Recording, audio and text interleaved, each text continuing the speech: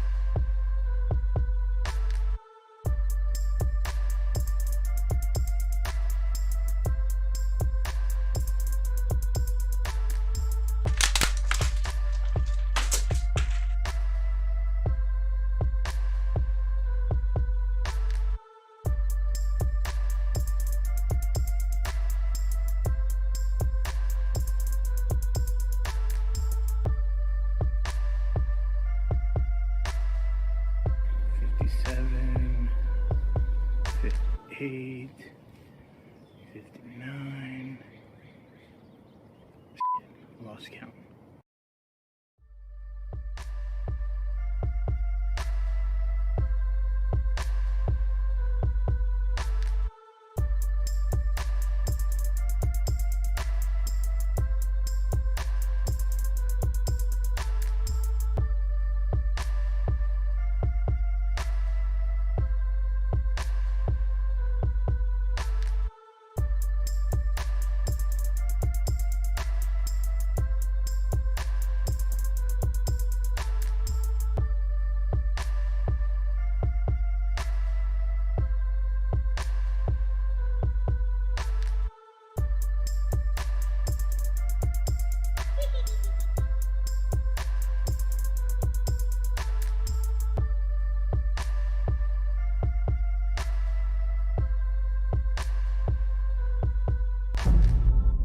You're watching Battle Axe Theater.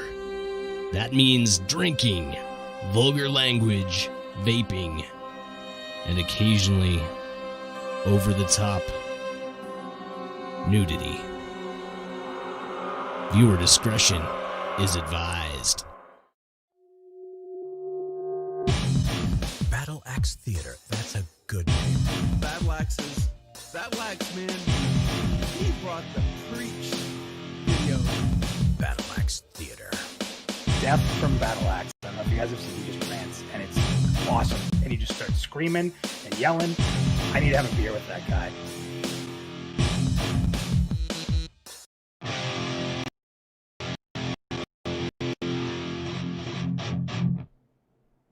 Hey, Hey, everybody. how's it going? It's Monday. It's dude. If Monday was a Monday, this should be Monday. Yeah, this is You know what I mean? Monday's Monday. This is the Monday of all Mondays, I would say. Yeah, But you know, it's pretty Monday on this fine Monday. but How many Monday- Mondays did we just say? But Mondays are for Battle Axe Live, so They thanks are. for everyone for coming out, man. That's awesome. Yep. Good. What is seeing up, everyone? How's everyone doing? I'm Punkshoe, and this is Def. Hi, you. Def. Hey, hi. How's And it going? together on this fine Monday, I'm gonna hide behind my microphone here. We're Battle Axe Theater. This is Battle Axe Live. Welcome. We're gonna talk about a fine topic tonight, providing I can stay awake through it, because I think I'm gonna be real with everyone. I think I'm dying, but I'm not sure. I feel like it. We'll talk about that here in a little bit on Reflex Friday or whatever our segment is. But anyway, we're going to talk a little bit about the direction and the future of MMORPGs. This is a fine topic brought to you by the man of the hour here, Def Bone.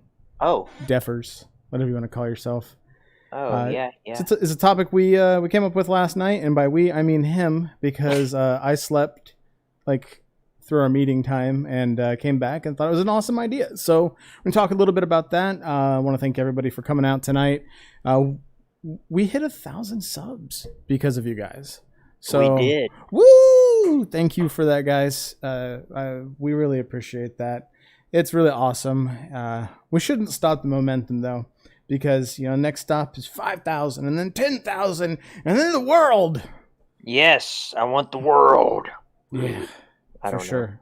know. No. But thank you guys for real. That's Yeah. freaking awesome. So I don't think it's really sunk in yet, but I mean, dude, like, you remember when we were like, guys, can you please, friends and family, can you please sub to our channel so that way we can get our custom URL? Do you remember that shit a couple of years we're ago? almost at 100. Yeah, we were like, we got 98. We just need 2 more, guys. Yeah. And then the Pantheon community, really got behind us, and Yeah. then the Saga Leucemia community now Defend the Night, and it's just growing, and it's awesome, and we just can't thank you guys enough.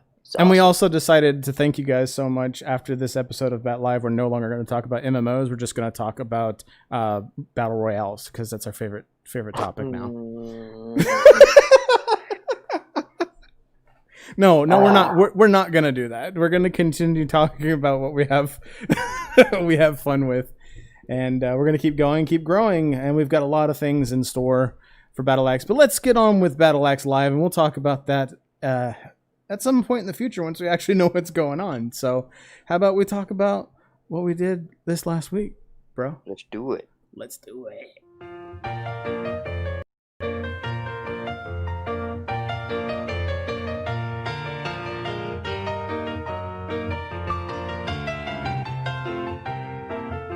It's the weekend review. Woo, doggy.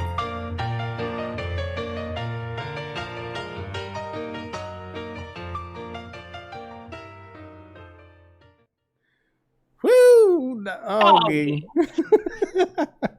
All right, guys, this is the weekend review. This is where we talk about what we did for the past week. In this case, since we had a holiday last week, we're going to talk about what we did last week and maybe before that week, if we can remember what we did the week prior. But in this segment, we usually ask Def to go first. So, Def, what did you do this last stuff? Well, I was thinking about it before the stream, and I'm like, man, I can't remember last week, but man, I've been busy, and I didn't even remember that I've been busy. But I went to San Antonio last weekend, right, to visit family, and then Memorial Day weekend. We didn't have Bat Live last week for Memorial Day, and I had family over then.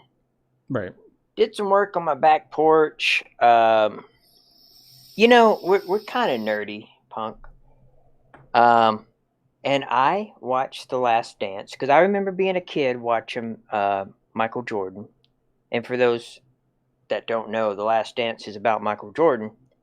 But, I had family over and we put that on, and you don't even have to like sports. It's such whatever you're into and you need some motivation. It was good. It's called The Last Dance? It's called The Last Dance. And I won't get into it because I don't even want to start to talk sports because I'm not a sports dude. If I was into sports, it would be hockey and basketball. I watched Space Jam once. Yeah, dude, there's some cool behind the scenes stuff about that. But I'm a sucker for anything that was real life, and so any kind of documentary that's it's just neat to me. Right. But yeah, man, I got as you saw, I got my back porch coming together.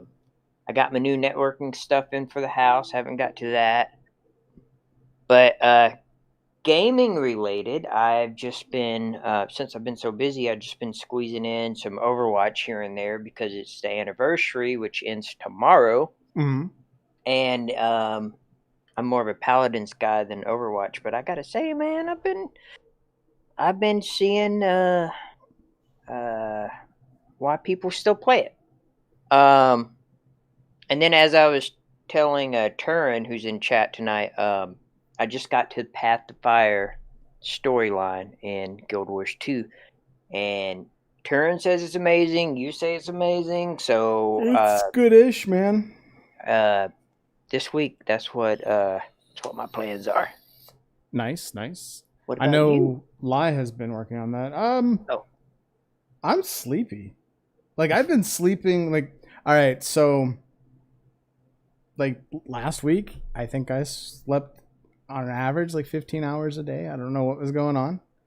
And then, like, over this weekend, I pulled an all-nighter because I was trying to, like, not do that again this week, and I feel like that again today. But outside of that, hey, wife, you're in chat. Help me remember what we did the last 2 weeks. We finished up 7 Deadly Sins because we do like TV time every night with dinner with the family and kind of sit and watch a show together. And the kids have gotten into anime and it's added some extra stuff to watch. So we watched 7 Deadly Sins, and now we've just got to watch the movie, and then we've got to watch the movie of what's that other show we were watching? Sword Art Online, and then I think we can pick up Alakazam War, whatever. Anyway, talking anime nerdy stuff here. Anyway, we finished that up and we started Tokyo Ghoul, and I think we're like 4 episodes into that. Let's see, we did a whole lot of nothing. Okay, there you have it. So you have it from the wife. She says we didn't do anything. We ate out a bunch because I kept being sleepy and I wasn't motivated to help with the dinner situation. I did get some work. I even set them up for you guys. I got some refurbs that I'm working on. I actually got picked up a good deal on an i5 system yesterday on the cheap, and I've got 2 little like ultra slim machines there. I picked one up because Z is looking for he's looking for like a media center PC, like something he can put in his new office that he's got. Mm-hmm. So that way he can like put all of his movies and everything on that and utilize that as kind of like a media server. So I got a good deal on 2 of those. So I'm thinking about making one of those into mine as well, or just reselling it to help with the cost. But that's pretty much all I've been doing. Like, I got Pi-hole installed on his thing so that way he doesn't get a bunch of ads. There's like this thing that you can set up that like it blocks ads like at the hardware level. So instead of like having to turn something on in your browser, like it'll block it from everything. It'll block it from your TVs. It'll block it from your phones. It'll block it from your web browser. It'll block it from your games. It's pretty awesome. Also, what's up? Oh, I was going to ask, did you do anything new game-wise this week? Oh, I tried out Phantasy Star. Did anybody else try out Phantasy Star Online? I gave it a go. I'm finding it very fun. It's like a Warframe meets an MMO sort of thing. Really enjoying it. It's like somewhere between a combination of Warframe and a Skyforge, bro. Like, there's no God mode that I found yet, but it's like it's got the elements where you can change classes, right? Yeah. And it's got the graphics that look kind of like Skyforge, and then you've got the gameplay, which is kind of interesting. And then you've got the sub-jobs like you had in Final Fantasy XI. And I want to play more of it, but I keep forgetting that I've started playing it. I've been playing a lot of Guild Wars 2, mostly just trying to make my money so I can get my commander rank. But, or commander title, whatever the hell it's called, where you can turn it on. But anyway, every time I jump on, it's like 2-3 o'clock in the morning, and the lobbies are kind of not very full. And I don't know if anyone knows, but PSO2 has been out since 2012. It just hasn't been out in the US until the last month or so on Xbox, and now it's out on PC. And I had seen in the community some people were interested in trying it out. So I was like, I was a big fan of Phantasy Star back on the Sega Genesis days, and I had a friend that used to play the original PSO on Dreamcast. That's how old this genre is, dude. Dreamcast. The console that had, what was it, Crazy Taxi? Yeah, the weird controller. The only game I ever played on Dreamcast. I never owned one, but I remember Crazy Taxi just being like phenomenal, man. Dude, like you just smash through things, and I don't know. Did you ever play Soul Calibur? Is that the fighter game? Yeah. And it was on GameCube? I think so. Like, Soul Calibur 2 came out on PS2 and GameCube, I think, yeah. Yeah, I played it on GameCube with a friend. But... the original was obviously, like, in an arcade. But if I remember correctly, the first console that it was brought to in the U.S. was the Dreamcast. And I fell in love with it. It was awesome. Hey, Scribbles. So the original one came out on Dreamcast? Yeah, like a lot of games came to us in the US that from arcades. Like I think one of the Tekkens, it might have been the original Tekken, I can't remember, but I think Tekken hit the Dreamcast before it hit any other console.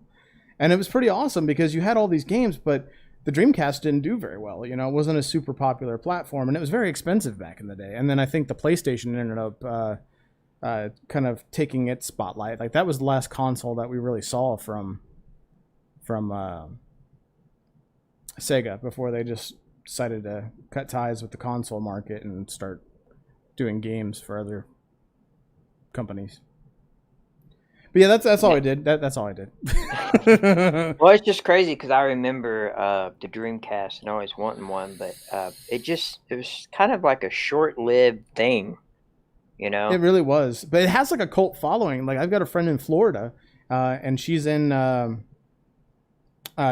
Discord. It's Fiona. She back in the day, back in high school, she started collecting a bunch of different console games and started going back and getting PS1 and Dreamcast. And I remember she was working at EA Games at the time, you know, before they got bought out by GameStop. And I think she had just completed or was like 2 or 3 games away from completing her, God, what console were we talking about again? Dreamcast. She was just about to finish her Dreamcast collection before she ended up leaving there. So, yeah, it's pretty awesome, man. Like I never got to really play with it. I had a friend who had a Dreamcast and we played it on his like the equivalent of a big screen back then. You remember like the 480p televisions, but it was just really big. And I feel like that's like what everyone talks about Dreamcast. I had a friend who had one, you know. For me, it was they were fucking expensive, dude. My cousin had one, so I played it over there, you know, like it's never like, oh, I had one, you know, man. The 4 games that came out for it, you know. It was awesome. And it actually had like 100 and something titles here in the US. Dreamcast release price. So the Dreamcast originally released for $200, which wasn't that bad. PS1 kind of a life price. Back then because PlayStation came out after Dreamcast, right? So before, like, what was the N64? It would have been the N64. Well, the N64 competed with it was the Dreamcast, wasn't it? I think, man. Because I know Sega Saturn. I think wasn't Saturn. Saturn was after Genesis. Yeah. So there was Sega CD, Sega Saturn. Okay, PS1, cool. Saturn, N64. Thank you, Cerulean. So then I got fucking Google at my fingertips here. All right, so PlayStation released September 95. And then I know that like we're trying to like not make our streams so long, but this is bugging you and you're going to figure it out. All right, so November 27th, 1998. So the Dreamcast came out before the PS1. And the reason why this is a point of contention for me is because the PS1 was actually $100 more expensive. It was $299. And I had 3 PlayStation 1s because they kept getting stolen because I lived in the hood. But I had 3 PS1s, and I bought 2 of them with my own money. One was a gift-ish. And then, but I never had an N64, and I never had a Dreamcast. I had a Sega Genesis. I had a Sega CD, you know, with a little tray that attached to the Genesis, and then you put the CD next to it. I had that. But outside of that, like I remember just having that, and then I graduated up to a PS1. And when I graduated to PS1, look at me all sitting up proper and shit. When I graduated to PS1, the rest of those consoles kind of just went by the wayside, man. Like they just weren't important anymore. So, yeah. But it's crazy to think what the Dreamcast did and the fact that not very many people owned one. Yeah. I guess that's what I'm saying. Like, it came out at a wrong time. Anyway, being a dead horse here. You want to talk about some news? Let's do it. All right. And now it's time for the Nerd News! Good evening, and thanks for tuning in to this part of the program where we discuss all things technology, comic books, film, art, and more. Nerd News! I cringe every week, man. So, I have a serious question for all you guys. Before we jump into the news, this is just a question regarding this segment. We put this in here because we wanted to add some more to the program, but we're almost thinking that this could be a more fun video to do, a more comprehensive video to do, like once a week, and less of this format and more of kind of like our, like, sort of like a Bat Live, but like pre-recorded, where we actually just kind of sit down and have a conversation about the news. Curious what you guys' thoughts are on it. Would you guys watch this if we were to remove it from the program and make the Nerd News its own thing and just do it, what were we thinking, like once a week, right, Def? Something like that? Yeah. Just curious, we want to see what you guys think before, we discuss that any further. But without further ado, we have some news topics somewhere around here on one of these screens. Why don't you go ahead and kick it off with something? I don't know. Well, I have a lot to say, okay? And I'm sorry, chat, but this is important, okay? And I think back on I think it was our first Bat Live. I talked about hashtag release the Snyder Cut. Now I know this is 2 weeks old, and we we were off last week, so we didn't get to talk about it. But we must talk about it because there's so much unfolding. Like, I can't even keep up with it. Gotcha. But the release the Snyder Cut hashtag, and there's an article in the description, of course, is at an all-time high because they're releasing the Snyder Cut on HBO Max, which released last week as well. And it's going to be epic, according to Scott Snyder. I think he was saying, I think there's a quote out there on the interwebs where he's saying, you didn't see half the things I've done. So, and we've talked about this at least twice on this show recently. And so you guys know how important it is to me because Justice League just freaking sucked. Like, I've watched it one time and I wanted to give it another shot, but I just can't. That's how bad it is. But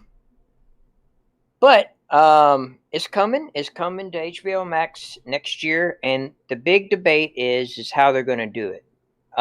It's either going to be 4 hours long, or it's going to be released in 6 chapters. So it'd be like 6 episodes. I'm kind of hoping for the episode thing, personally. What the hell is that? I don't know how HBO is going to do, if they're going to release all their shows at once, like Netflix. I haven't checked it out yet. But what were you saying? I'm just looking some stuff up. This is this first thing posted 9 hours ago. Justice League Snyder Cut will expand on a lingering Batman versus Superman question. So there's all kinds of stuff that I'm guessing that like they just kind of cut from it because it was kind of like little side plot points. Well, if you watch the trailer for Justice League and then you watch the movie, you didn't see half of that. Okay. You didn't see any of that. So apparently, it just seems like to me, Josh Whedon came on, or I think he was the one that directed it. But he came on and did his own thing, and it was almost like rushed. And DC's already have a problem with rushing, like, Justice League, in my opinion, shouldn't be out yet. It should have everyone's origin stories, like Wonder Woman, and we already had Man of Steel, which we're going to talk about here in a minute. Mm-hmm. But yeah, I believe it. Whatever that article says, because I think this is going to be an entirely new movie. In fact, Henry Cavill had a meeting with Zack Snyder. Mm-hmm. So that's kind of leading me into my next segue here, is that it's going to lead to a Man of Steel 2, which, in my opinion, Wonder Woman and Man of Steel are the best two DC movies since they kind of started the DC universe, cinematic universe.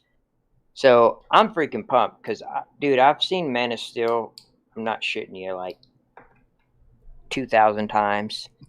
Oh, and we talked about this too. Like when I had heard that Cavill wasn't going to do Superman anymore, I was like, it's kind of bums me out. I don't want to watch Superman anymore because he just, it's like RDJ not doing Iron Man anymore, you know? Yeah. And like if they get someone else to do Iron Man, it just will not be the same. It won't work. It won't work. And that's I'm with you on that because Henry Cavill, someone may hate on me for this. He's not the greatest actor, but he is a damn good Superman. Yeah. He's perfect. He's jacked like me, and he has the face for it. He has a face for it. He is Superman, dude. He is Superman. He's perfectly cut for it. Even though they CGI his chin, or I think it's his lips, but I mean they don't even need to do that in my opinion. No. But dude, yeah, and so I have a note here. Lots of back and forth on articles. So I'm not exactly sure what's going on cast wise because I've seen articles that all the cast members are coming back. Then I've seen some that aren't, and then I've seen that Ben Affleck and Gal Gadot will. So I don't know if they're going to be trying to do reshoots or what's going on. But in any case, it's happening. His cut will be released on HBO Max, whether they come back to reshoot or not. So I'm excited. It's saying that it won't be here until the 21st, till 2021. So we won't get the Snyder Cut until next year. Right. RIP, kind of. I'm excited. I mean, do what you got to do. Do some reshoots. Do some more CGI. Hey, 2021 could be good. You know, we get the Snyder Cut. We get maybe a Man of Steel 2. You know, we get a remake of Anthem, and it gets good again. New Destiny seasons. You know. Yeah. And whatever games decide to come out later this year and early next year. Oh man. Yeah, so that's kind of exciting. You know, dude, you know what else is coming out? What's that? Umbrella Academy Season 2. Ooh. You watched the first one, right? Yeah. Yes, I did. And I didn't really care for it until it got mid-season. I'm like, oh, this is yeah, it was good. It was like a weird kind of mutant show, right? Yeah. Like, and at this point, like, I've become so desensitized to like a mutant universe because everything Marvel has done on Hulu and Netflix and the cinematic universe and all that. Because you got all the New Mutants, you got the old X-Men movies, that came out when we were teenagers and young adults. Then you got Runaways. Have you seen Runaways? I haven't. It's a teen drama. It's really not worth it. But I watched the first 2 seasons religiously. Like as soon as they came out, I binged it because I was really into it, man. Like it's got a kind of cool story. But there were a couple other shows like Raising Dion. I don't know have you heard of that one? It's on Netflix. It's about this little kid who's got powers. And what was that Amazon one too? There's an Amazon superhero show where they're like anti-heroes and they're kind of like... Oh, yeah. The I Boys. Didn't watch The Boys. Didn't watch The Boys? I didn't watch The Boys, man. You didn't watch The Boys? I know. I'm sorry. But, man, it's just like... I used to be a hardcore comic book fan, okay? I haven't read comics in years. Right. But I get kind of jaded with all the comic book shows now. And I know that's going to deduct points off my nerd card, but I don't know, man. But I think what matters is that DC gets their fucking shit together and makes some good movies. Yeah, And Wonder absolutely. Woman 84 I think is gonna be amazing. I'm calling it right now. It's gonna be amazing. Man of Steel 2, if they stick to what they did with Man of Steel 1, is gonna be fucking amazing. So Look, I'm man, excited to see what Justice League does. DC has had its spotlight. We're going to talk about Umbrella Academy, okay? Let's do it. I'm just giving you shit, bro. Let's do it. Sorry. So, for those of you who aren't familiar with Umbrella Academy, it's based on a graphic novel, and the premise is this: basically on the same day in October of 1989, 43 babies were born from mothers who didn't even know that they were pregnant. Apparently, they just babies out, like they didn't know they were pregnant or whatever. And the show kind of alludes to, like, they all have some sort of like innate power to them. So anyway, Reginald Hargraves ends up adopting 6 of these kids and raises them in like this mansion in this like secret society, and creates this, like, he's a rich dude, and he creates this superhero group like we see often, you know, like Justice League and Teen Titans and what's the Marvel one that's really popular that everybody seems Avengers. to like? Yeah, the Avengers. So, like, it's kind of like that, but they're kids, right? And those kids kind of grow up. So anyway, that's kind of the premise of it. And then the Umbrella Academy, the actual show, kind of follows these characters and really interesting events with like time travel and things like that. And like you said, bro, it was kind of like in the beginning, it's like it seemed kind of cliche, right? Like kind of like your average mutant show. Yeah. And then you kind of get the backstories of the characters. There's a build up. And then at the end, it kind of just leaves you hanging after you finally get to know everybody and you kind of get the background. You're all like, what the fuck? And then the next season is going to come out here. Next season starts on July 31st. So that's in less than 2 months. So we're going to get the Umbrella Academy Season 2. And if you guys are interested, the article that has been linked in the description has a YouTube video for a teaser trailer. So if you guys want to get, tease yourself a little bit, it's there. So hell yeah. And you posted this this next article. Do you mind if I talk about these insane internet speeds? Yeah, go ahead. All right. So if you guys weren't aware, we have achieved the world's fastest internet speeds at 1 million times faster than the current broadband speeds. So the average household in America, the average household download speed worldwide is 197.3 megabits per second. These researchers in Australia, and I forgot exactly what they did in the article we linked, didn't really expand on it much, so I'll have to go back and supplement that with another one. Or you guys can go out and check out TechLinked, TechLinked, which is a show from the Linus Tech Tips network, right? They did one where an episode where it's a kind of like a tech news show. They did covered a big section of what they did, something about coupling things together that wouldn't normally go together. But anyway, they were able to achieve speeds of 44.2 terabits per second, allowing users to download 1,000 HD movies in a single second.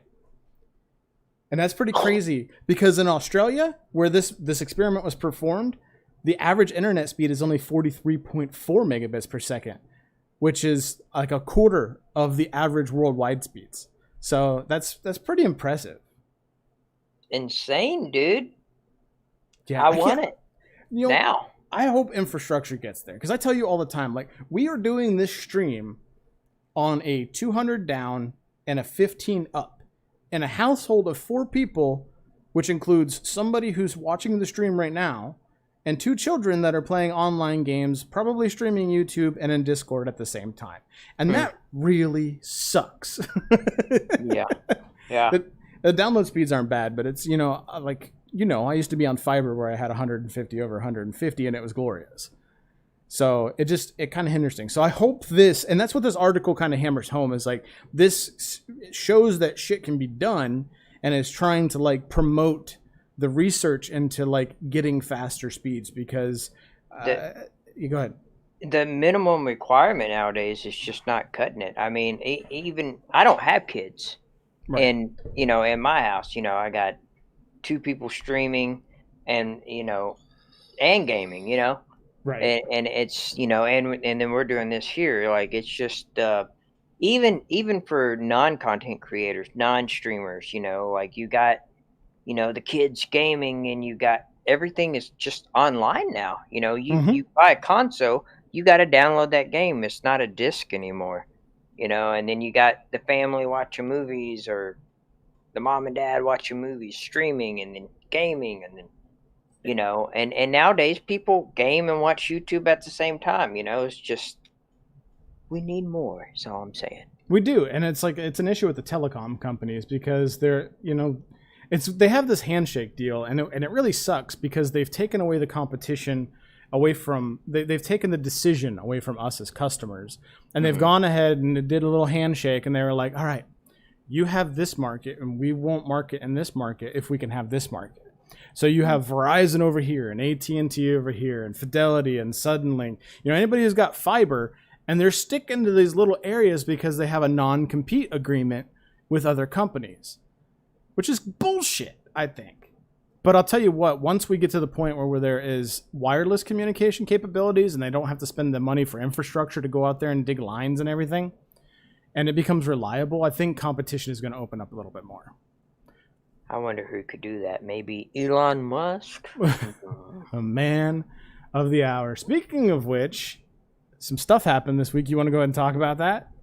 I do. I'm excited. I don't even know where to start, but we haven't had space news in a while, and there's not a better topic than what happened Saturday, which was originally going to happen on Wednesday, and I was, like, dude, people at work were giving me shit, like, why are you in such a bad mood? I'm like, dude, I've had the stream up since 12 o'clock, going back to my desk all day to see all the behind the scenes stuff.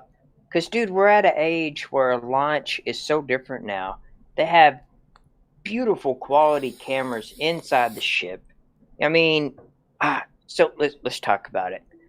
So, for the first time in 9 years, America launched 2 astronauts into outer space. Hoorah, America! And it was freaking awesome. I don't know if you watched the recap. I haven't had a chance yet, no. Man, it's just so awesome. Like, just, I mean, the fact that the Falcon 9 goes up and comes back on and lands on a drone ship, a reusable rocket, that is just, it's so freaking epic. How about the fact that it costs like a quarter of the cost of launching the space shuttle? Exactly, man. That is so awesome. Like, if we're going to get those internet speeds wirelessly, it's going to be Elon. I think he's launching his own internet satellites now. Oh, yeah, they've already started working on that, so that's going to be pretty neat. And the thing about Dragon that's pretty cool, if I remember correctly, it can seat 6 people comfortably, if I remember. 4. 4, okay. So I guess that is the same as the space shuttle then. I thought it was 6. Well, it may be. I don't know, because it's so small, and there's 4 seats in it. Okay. They could have a bed in the back, because Elon Musk, you don't know. I mean... He's got a personal quarters in the back. He's like, oh, you guys are going to the moon this week. I shall join you. I mean, I would love to go to outer space, but if I could go there in a bed, I'd be more inclined, because to me, it's the 9 minutes to get into orbit is that ugh. You just take your Dramamine before you go, you wake up and you're like, oh, this is the moon. Dude, and what gets me about this whole process is that, Wednesday they couldn't launch because of the weather. Yep. But they were in that ship for, I think, close to 3 hours before launch, just sitting there. Mm-hmm. That would drive me crazy, man. Just that antsy anticipation and just like, you saw it. I don't know if it was Bob or Doug, but his hands were doing this the whole time, and he's just antsy, man. Like, I could not put myself in that situation. So here's my question, right? And I was thinking about this because I think about our streams when we run long and we finish up and you're like, I gotta pee, right? I already gotta pee, but go ahead. What are those poor dudes doing? They're sitting there for 4 hours. Like, are they already taking advantage of the system built into their suits? They're just like, Dude, I would need a refill by the time we go into space. I'm just saying. But so yeah, we made history, and then we made history again with the successful I don't know what you want to call it, docking. Which I want to just point this out. The article, the recap is in the description, but Elon, being so badass, he put out a International Space Station docking simulator, and it loads super quick. But it's in the link down below as well. But yeah, man, you can click on that link and actually try to dock yourself, and it's pretty damn hard. There's an article about it as well, but the actual link is in there, and it's I couldn't do it. I only tried like twice, but I'm not sure what all the controls are. But I had the movement down, and if that's how it is in real life, I mean, if I'd be dead if I was one of those guys. You and everyone else in the spacecraft. I posted a link to that directly in the chat for you guys if you're interested. It's iss-sim.spacex.com, so it's an official SpaceX thing. And I was gonna be like, how do you think they got that up that fast? Like, how do they create a video game that quick? No, this is shit that they've already had it coded and stuff, and they've just like released it to the layman. Yeah, it is pretty cool. Of course, Elon, you know, they were trying to interview him and stuff, and he couldn't say much because he was just overcome with emotions. There was actually an article I saw go up before this was happening Wednesday, and he said, if anything goes wrong, it's my fault. Yeah. So he was just freaking nervous as shit, you know, and then one of their spacecrafts blew up, you know, Thursday night. One of their test crafts, though, right? It was a test craft, but I'm just thinking if I was an astronaut and then that happened, like, man. Yeah, but if you work for, well, I guess they didn't work for SpaceX; they worked for NASA. But like, if you like were involved, like heavily involved in that Tesla SpaceX Kool-Aid, like at least like I am, like you know that if something happens and does go wrong with a test craft, that's actually a good thing. At least that's what Elon told me 10 years ago. Because of all the data they get from it to make sure that doesn't happen when somebody's in it. But that kind of brings up another point. They were talking about the escape launch in case anything did go wrong. And man, that was just like they got everything kind of fail-proof, if you will, for, you know, sending humans into orbit. But the last thing I want to say about this, unless you have anything, did you see the special payload that they had? I didn't. And I could be wrong on this, but I believe both astronauts with their kids pick out something to take to the space station. And one of them was a sequenced, multicolored plush dragon. And if you watch the recap, you can see when they get into orbit, one of the astronauts grabs it and lets go of it and it starts spinning and, you know, in zero gravity. And it's just pretty cool. I wish my dad was an astronaut. Right? Dad, if you're watching, you let me down.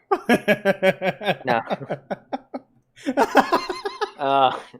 But I just thought that was kind of cool, man. You know, like it's freaking awesome. Like they're having fun with it. They got awesome technology these days. It's not like watching, you know. I mean, I know back in the day it was live on TV, but now you got what's going on in the background. You got it's like a football game. Yeah, it's just awesome. Like yeah, they went live 4 hours before the launch on Wednesday. And I just had that pulled up on a second monitor, just doing its thing, and I would pop back over once in a while. Then I found out the launch wasn't going to happen, and I slept through the launch on Saturday and was pissed.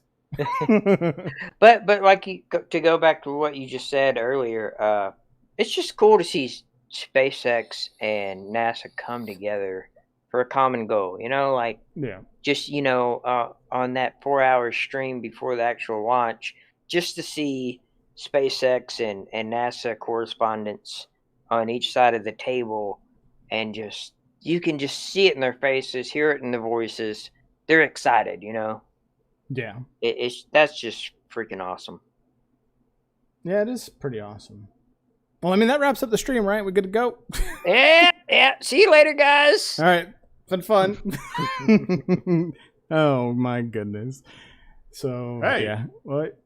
Sorry to interrupt, boys, but can we move on to something a little bit more substantial? Absolutely. Well, that's wonderful.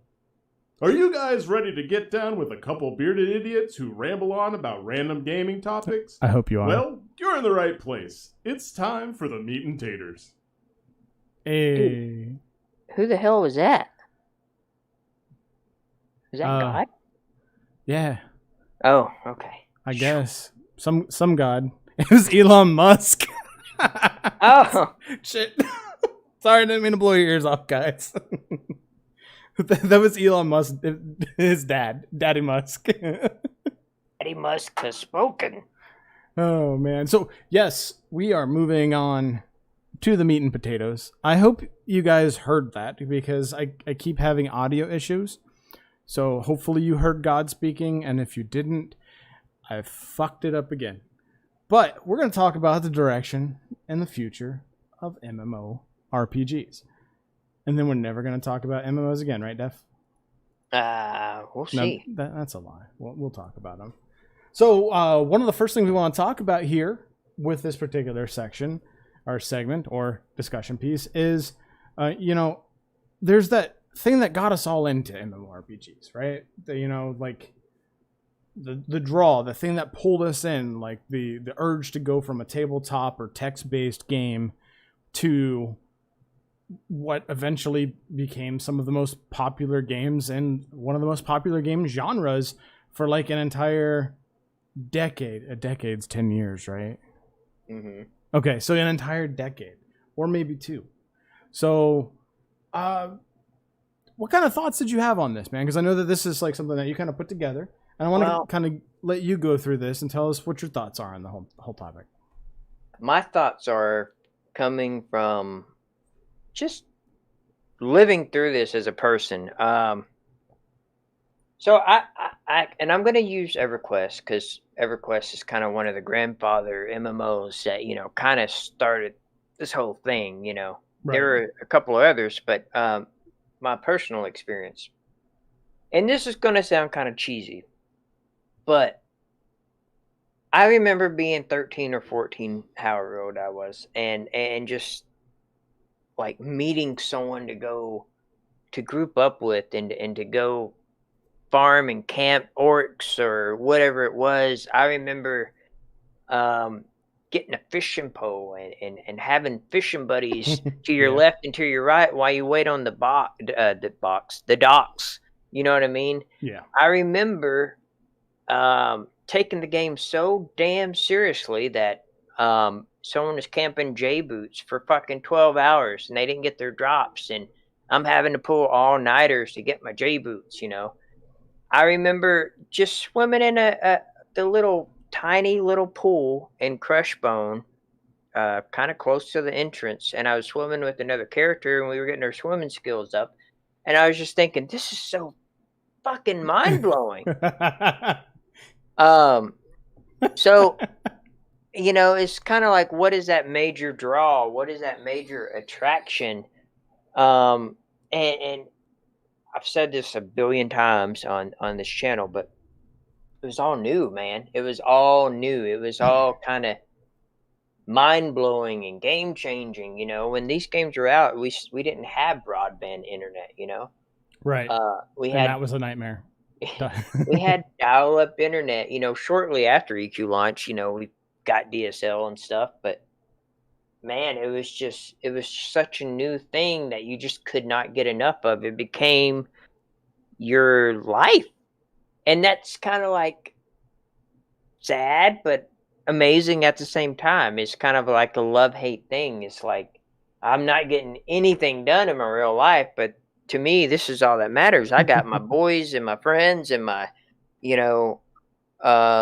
everything in this new virtual world I've created as a home, and I'm not saying it's bad. In fact, I've used MMOs to quit smoking. I've used it when I'm depressed. I've used, when I say these games suck out your time and take over everything, sometimes that can be a good thing, Right. I believe that I may have been in jail at certain times, as a younger kid, if it wasn't for MMOs that just kept me sucked in, because I'm not tempted. I'm not out there with wild heathens or whatever you want to say. Right. You know what I mean? Yeah, I completely understand. I kind of look at it on the flip side, positive and negative. I think. Go ahead. So so you never really were into like a nerdy genre before EverQuest, right? Like you were, what you played was your typical video games, and then I'm assuming you hung out with your friends, smoked some pot, had a couple beers at 13 years old, like we all did, Yeah. Back in the 70s, yeah, man, that's what we did. No, I'm kidding. back when it was legal to drink at 13, back before this nation was liberated. I don't fucking know, but yeah. So yeah, and I totally get that, but like, so you didn't have you just were just introduced to it, and it was like a whole new thing for you. It was a whole new thing, man. I never played MUDs. I never did D&D. Nothing really nerdy at all, man. It was just, I think I was 13, and I was sharing an EverQuest account with a group of 5 people, and we would rotate by the hour, and then it became, well, guys, we're going to rotate in 2 hours. Then it became, we're going to fight to stay up all night, and it was me and this other guy that would beat everybody on staying up, or we would take a nap while they're all doing their rotation, and so we could get more game time. Right. It was just this crazy new experience. Man, and it's just not like that anymore, because it's been done over and over and over and over again. And yeah. I'm kind of jumping the gun, but so, to answer your question, no. This was my first nerdy thing to ever get into. Gotcha. And see, for me, it's a completely different scenario because, like, I got my first PC with Windows 95 on it, or 98 on it, excuse me. And I think I got that PC in either 98 or 99. I can't remember. And then before that, I had a Tandy 2000 that I used to play Carmen Sandiego on, and a PlayStation that I used to play Final Fantasy 7 and Tactics on. And that was kind of, well, and I had my, excuse me, I had my Genesis where I played, my Fantasy Stars, and I had the Nintendo where I played my old Final Fantasies. But I had all those Final Fantasy backgrounds. I had Phantasy Star. Got my PC. I got Baldur's Gate. I was playing those types of games. Then eventually, I had Diablo 2, which kind of like put you into a 3D environment and introduced you to other players to play with, which came out around the same time as EverQuest did. And I couldn't play EverQuest, but I could play Diablo, so I played Diablo. And then it was just, to go from, text-based environments to Diablo and come from that type of background and being in love with D&D, which I was introduced to when I was in middle school and eventually started playing in high school. Like, it was one of those things where it was like, it brought that world to life. Excuse me. You know what I'm saying? Like, yeah. That was the draw of it for me, is that you had your group of nerd friends that you hung out with at school. And if anybody knows about like your nerdy friends back in the day, I mean, most of you guys are our age, so I'm sure you guys had similar situations where like your nerdy buddies, when they nerded out and you guys didn't necessarily live in the same neighborhood, like you couldn't get them to come over on the weekend because they were too busy playing their consoles or something, Yeah. Like everybody was doing their own thing because, nerds just don't socialize, or didn't anyway. So it was kind of neat to have like this game where everybody could get together and we could go on that adventure, just like our, 90-minute or 2-hour gaming sessions that we had with our gaming club after school. Like you could take that and bring it into your everyday life and hang out with all your buddies from school, man. And it was so cool just to be able to do that. And go ahead.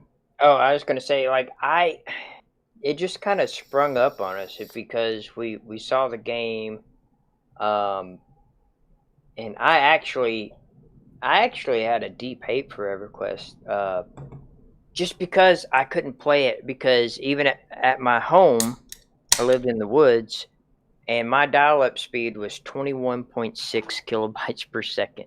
Oh. So what I had to do, my dad finally got cable, and I played EverQuest I got maybe 2 hours of sleep the whole weekend. It was just that new and exciting. So what I would do is I had a necro, and because of my schedule, my game time that I had, I would run to a zone I could kite in, and I would go to an isolated area to where I could log on and just kind of work with the lag.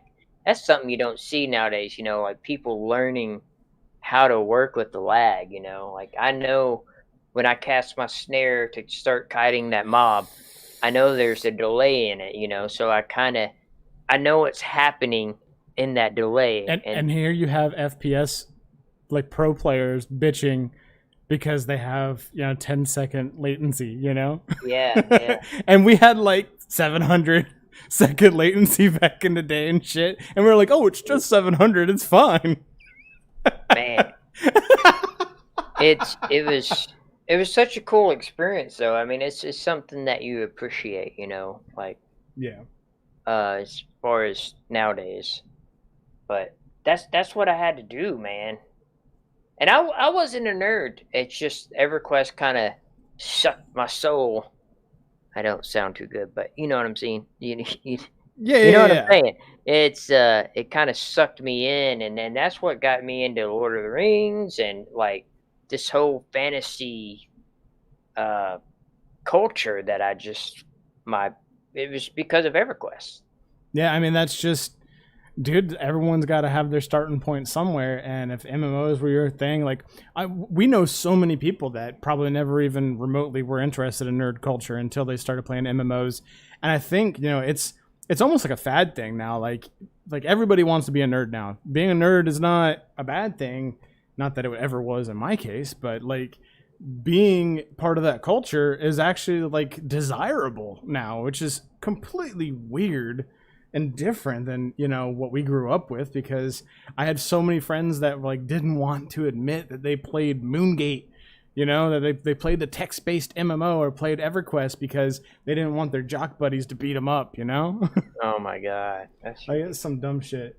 So anyway, moving on here. So we're in a different place now with MMOs. Like you and I recently had a conversation, and we'll touch on this more later, but where we just kind of looked at the MMO scene, and like there's just like a flame that just can't seem to get ignited, right?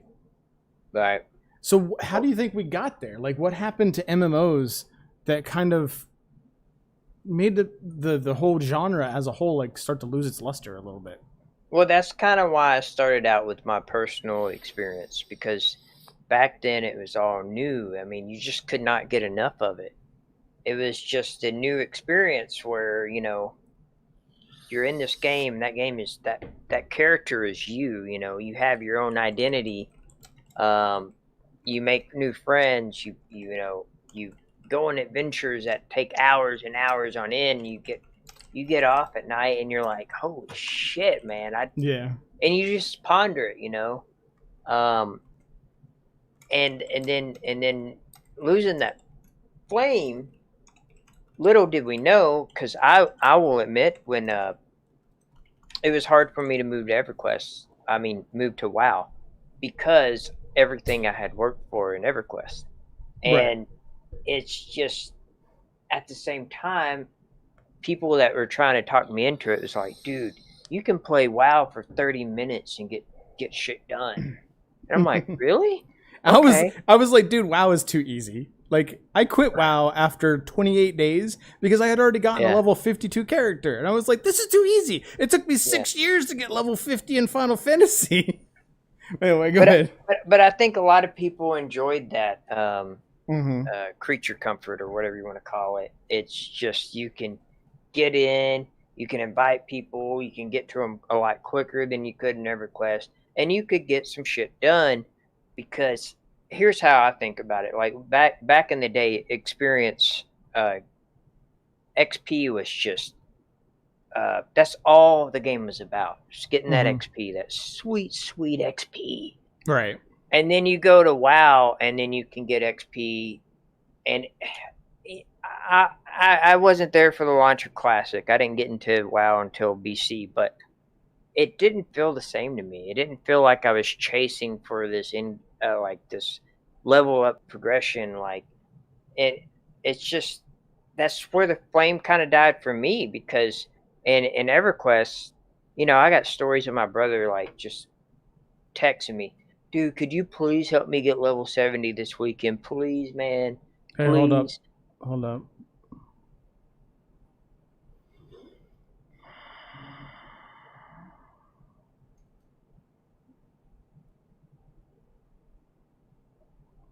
All right, so we're gonna be behind. Okay. YouTube's gonna catch up here in a second. That whatever just happened there, guys, we apologize. That's not on our end though. That's a YouTube thing. I'd been doing some testing with some stuff recently, and it seems to be an issue that they're having. So apologize for that. But you were saying? Well, do you know where I got cut off at? No, chat? because help us out, guys. Where were we in our ramblings? Because I got distracted by the red numbers over here, and I missed like the last sentence of what Def said. So, you were talking about XPing, and it was just we were getting to the point where like you just weren't, you didn't feel it. Yeah, it's you asked where that flame died, and to me it was just XP not meaning shit anymore. You know what it was for me, dude? Like with that regard, like not with this whole topic, but the XP thing, I think like in our heads, we were used to spending days or weeks or even a month in a zone XPing, right? Mm-hmm. And in WoW, like you by the time you were done with the zone, you went from one hot spot to another in classic MMOs to different camps. So you had seen the whole zone. Mm-hmm. And then like a lot of times maybe you did a quest that took you to go get something that you just went on an adventure for, or you went and got a piece of gear, or the quest may have given you a little bit of XP and a piece of gear, or you just did it to break the monotony, right? Right. So you became familiar with the zone. You may have spent hours upon hours farming a drop before you were finally ready to move on. And I think in modern MMOs, starting with World of Warcraft, and I noticed this specifically in Rift when I started playing it, is you go out there and you bang out the XP so fast, like in the back of our mind, we're used to like anticipating the next zone, you know what I mean? But when you play those newer MMOs, that next zone is almost an immediate thing, right? Like it's almost an instantaneous. Like you just grind out for a couple of hours, and then you can go through 3 zones in a day. Well, that's one thing I miss. Like I kind of miss being forced, even though you may hate the zone. I kind of miss just not being able to get out until you've earned your XP. You've earned, you fought your way out of that hellhole, dude. Because that it makes me when I look back on certain zones in EverQuest that I just really didn't care for, it makes me appreciate. Like I hated Lower Guck. Everybody talks Lower Guck, blah blah blah. Mm-hmm. But bro, so many memories come back, Right. Like I was in that hellhole with my friends. And like stuff. the dunes in Final Fantasy 11, where like, Jesus Christ, does this never end? Yeah. Well, like in a recent experience we had with something like that was Project Gorgon. Like when we went to, man, it's been a minute since we played. So I'm having a brain fart on the zones. But we had the newbie island, and then the zone that we went to where we hung out outside of the main town. And then we had to go do some favored quests in that next zone. And remember the first time we went there, we got our asses stomped? Was that the one with the castle that my class was doing for a certain ability? Yeah, there was the 2 goblin camps. Yeah, so so that zone was like so hard. But then we got levels, and we grew, and we learned how to do things, and we learned the game a little bit better. We learned how different, how ability trees, like, they not trees, but the different types of primary and secondary abilities interacted, and then going there became no big deal. Yeah. You know, In and then fact, later on, go ahead. I believe that was the zone where you and I were camping. We were killing raptors around that lake area. Yep. Dude, that was like such an old school like experience, man. It was pretty neat just to be there, just shooting the shit with you and doing this circle grind that we were doing, and at the same time we were getting trade skill components and a little bit of XP and Right. leveling up skills, and you know, it was just kind of neat. Yeah, it was an awesome experience, and you just don't really see that in MMOs anymore. But here's a question, and this kind of relates to, you know, where we're going with this topic, is, you know, one of the cool things that we always talked about with Project Gorgon was the wiki ability, right? Mm-hmm. But I mean, what do you think about how that shit has impacted the way we play our games? Like with all these games trying to recapture that old school MMO feel, like is that something we're ever really going to get back? And we'll talk about that again later on, but with regard to this, like how have those things changed the way we play MMOs? See, that's the thing. And I want to use Pantheon as an example. Mm-hmm. And I'm not hating on, everybody knows we love Pantheon, but I see a lot of comments, you know, Pantheon is going to refresh the genre, it's going to bring it back how it used to be. With all these resources like YouTube, I mean, we're going to have our hands on Pantheon. We're going to make videos about Pantheon. Because that's what we do. And you know, Project Gorgon has the wiki. There's another game we played. Just doesn't Guild Wars 2 have the same feature? It does. It has a wiki feature. Yeah, you know, it's just kind of the new thing. There's, I think Project Gorgon did a really good job on trying to have no spoilers. But I think it's going to come down to you have to make that decision yourself. You're going to have to, if you don't want all this access to guides and the wikis and stuff, you're just going to have to, like, it's like watching your favorite show and you're not caught up and the season's ended. You got to avoid the internet sometimes because you don't want to see spoilers, you know? Right. But I just, I think it's impossible to have that feeling that you used to have with all these people. I mean, you could do 50,000 combinations of a way to get said thing, but all 50 of those are eventually going to be on the wiki or YouTube, and that's what it's there for. That's what those resources are there for. But they've definitely changed the way we played, because I mean, I don't know about you, but when you were playing EverQuest, did you have Brady guides? Mm-mm. See, like when I played Final Fantasy 11, I also picked up the Brady guide for like $40, and it was basically these people played the MMORPG before it was released or when it was out over, you know, the Japanese version. And then they put together, like Renfail was talking about, they used to make guides, like actual paper guides. I don't have anything nearby. It's in the other room. But, you know, my wife, and I don't know if she's still in here, she can attest to it. We had a book, and this wasn't even like the later collector's one with all the expansions. It was just the one that came out. And it was like this thick. And they had a section for like each zone and what types of mobs were in each zone and the types of levels and what those abilities did. Like that was our wiki back then. Yeah. And we would sit there on the couch because we were playing on PS2, and we would each have, or we would have, you know, when we were separated, when we were just dating, we'd have our book out next to us. When we were together, we'd have it right next to us. And if one of us had a question, the other one would grab the book and flip through it and try to find, you know, what that information was. But now we all have that at our fingertips, and almost everybody has a second monitor these days, at least. Yeah. So Dude, like, go ahead. We did have something like that though. I actually have it in my bookshelf.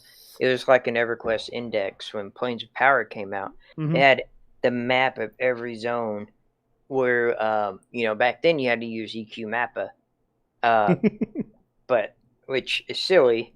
But yeah, it showed you the dangers and everything that's going on in the zones and stuff. But you said something that triggered a throwback. Do you remember Nintendo Power magazine? Yeah, bro. Nintendo Power. That's what we had, man. Get the power That's, glove today. you, Sorry, go ahead. you want to do a fatality in Mortal Kombat? Well, man, if you're subscribed to Nintendo Power magazines, you have the 52 button combo right on a page. So you have to, How about back in the day when you used to be able to pick up a phone and call in for X amount of cents per minute and call these game companies and they would tell you how to beat levels and shit, dude? Dude, I think my dad did that for Zelda: A Link to the Past. I'm not sure, but I do know he was playing all the old Final Fantasy games and Zelda games on Nintendo. But, and yes, Sarah, you're right. Those Brady guides almost always had some bad information. And the thing was, it's not like a wiki where you can update it for a new patch, So if a new patch came out, that Brady guide was already obsolete. It was no longer useful. And that's what I told my wife when she first got into it. I was like, look, I've been playing this for almost a year now. This book is like 60% accurate. So you just kind of have to use it as a reference. And what we used it for mainly was skill chains, because if anybody played Final Fantasy, you knew skill chains were a big deal. It was a pull out in the middle of the book that when you pulled it out, it was a centerfold, and it had a big ass chart that you could have pulled out, put it on your wall, poster type thing. That's mainly what we used it for. And then like the bestiary, where you can like see like the resistances of mobs, like how you get the skeletons and stuff that are like a resistant to physical and shit. So it's kind of like that. I mean, that's what we primarily used it for. But I really do like we got YouTube, you got us, you got Minus, you got Nathan, you got anybody else, all these other people that are doing things, and anybody, like I saw a video the other day that dude was talking about Project Gorgon and new people talking about Pantheon. Like you're going to get guides. Because, I mean, honestly, let's be real here. We were talking the other day. Guides are what drives our channel. Like, we appreciate the love that we get from this, but the guide content that we make is what gets the views. And it's pretty crazy because, like, we're not going to stop making guides just because we love MMORPGs. Like, one of the reasons why we started this is because we would play MMOs and we would get stuck on something and it was a lesser-known MMO and there was no way to figure things out, right? Yeah, the whole idea is when we make guides, it's kind of like, what are some of the questions that we have as a gamer? That's kind of how we do our guides. Is and go ahead. Sorry. I was going to say, especially when you got games out there that just aren't so giving you breadcrumbs and holding your hands, and then we figure it out. Then we kind of get a passion and excitement to share that. Yeah, exactly. So we're gonna keep making guides. And that's just what we do, and we'll be respectful on like when we put out some of those guides for Project Gorgon that did contain spoilers, we let people know you watch this at your own discretion, and we spelled discretion wrong, but regardless. Just like I spelled Lexer wrong one time. Sorry, Lex. This is what happens when you edit videos at 2:00 in the morning. But anyway, my point is like we're going to keep making that guide content, and we'll try to be respectful. But that information is there, and people don't have to put in that legwork. But I can also understand, gaming. You don't want to spend as much time anymore as an adult. Like, dude, when you were talking about being 13, I sat here and I zoned out, and I was like, man, I wish I was a fucking kid again. Like, you just think about it. Like, think about summer break came up. You could stay up, get up whatever time, bang out your chores, and you had your whole day ahead of you. It's almost like a bitter thing, man. It's almost like I don't know how I feel. Do I want an old school game like it used to be, or do I want it kind of convenience to me to where I can get stuff done? It's kind of like, I know how I used to feel. I know the love and the passion and the desire that I used to have, but could I enjoy that today? I don't think so. If I didn't have a job, or if I wasn't an adult, like you were saying, man, right. It's just one of those things where it's just kind of like, I get the passion, but when I know I can't devote that much time to it, it pisses me off because I don't want to stop once I start. You know what I mean? Right. I don't. It's sucking me in intentionally, and I know it is, and I want to feed it. I want to feed that demon, but at some point I gotta say I can't. And the thing is, dude, is like I look at it like this too, and like the dynamic of games have changed too. Like I do have more free time. I set my schedule. I can choose not to work during the day because the kids are home, and I can just put in 10 hours on an MMO if I want to.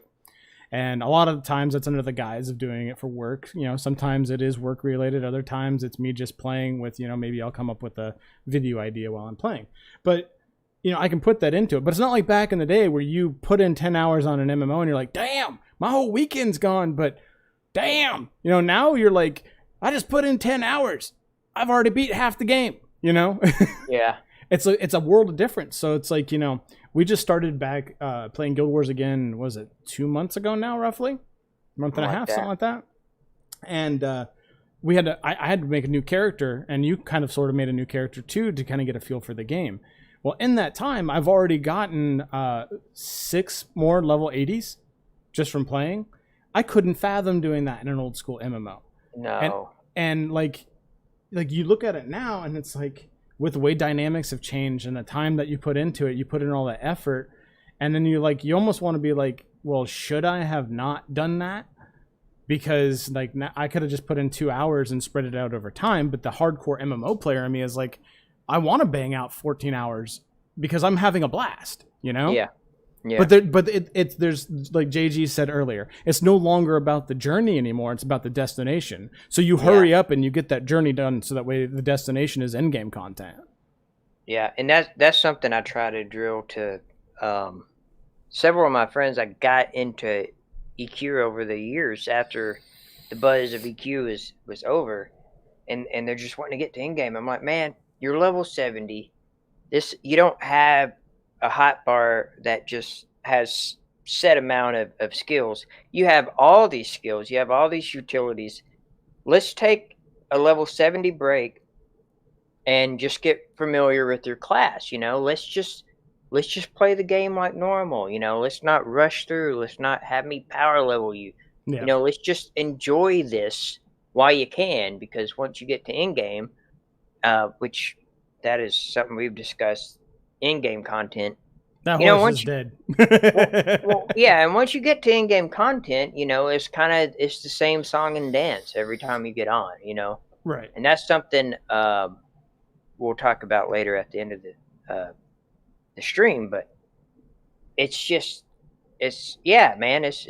about that destination now. It's not about making the friends. It's not about enjoying the zone that you're in. It's not about any of that now. Yeah. Kind of sucks. And it kind of has lost its touch. And like, you know, we do this stream, and I realize we sound like a couple of old dudes sitting around at the VFW just fucking talking about war times, you know, and being enlisted and all that.